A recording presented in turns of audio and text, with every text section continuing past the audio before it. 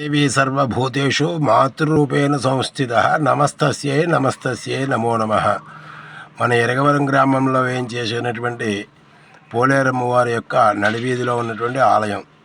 ఈ ఆలయం యొక్క ప్రాశస్త్యత ఏంటంటే, ఎక్కడ అమ్మవారి గుళ్ళు ఉన్నప్పటికీ కూడా ఆ యొక్క దుర్గామాతలో ఇంకోటో మరోటో ఉంటూ ఉంటాయి. అటువంటిది మన యొక్క ఎరగవరం గ్రామంలో వేయించేసినటువంటి పోలేరమ్మ యొక్క గ్రామం మధ్యలో ఉన్నటువంటి ఆలయానికి చుట్టూ అష్టాదశ పీఠాల్లో ఉన్నటువంటి అమ్మవార్ల యొక్క విగ్రహాలతో కూడుకుని ఇక్కడ ఉంటుంది.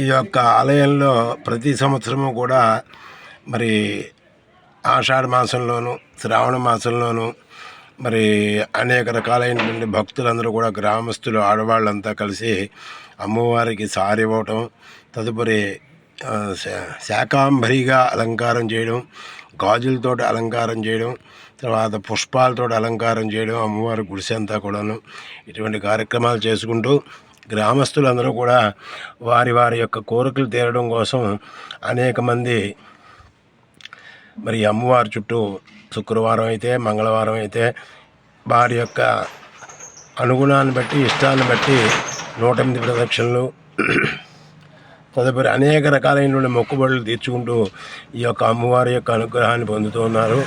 ఇటువంటి ఆలయం మన యొక్క గ్రామంలోనే ఉంది.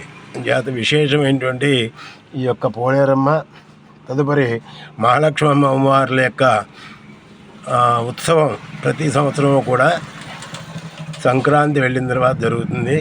ఆ కారణంగా రేపు సాయంకాలం అమ్మవారిని ఊళ్ళోకి తీసుకొచ్చి రాత్రి గ్రామోత్సవం చేసి ఆదివారం నాడు నైవేద్యాలు చేసుకుని వారి యొక్క సేవలు చేసుకుని చక్కగా ఆడపడుచులను ఆదరించుకుని గ్రామస్తులందరూ కూడాను పండుగ చేసుకుంటారు.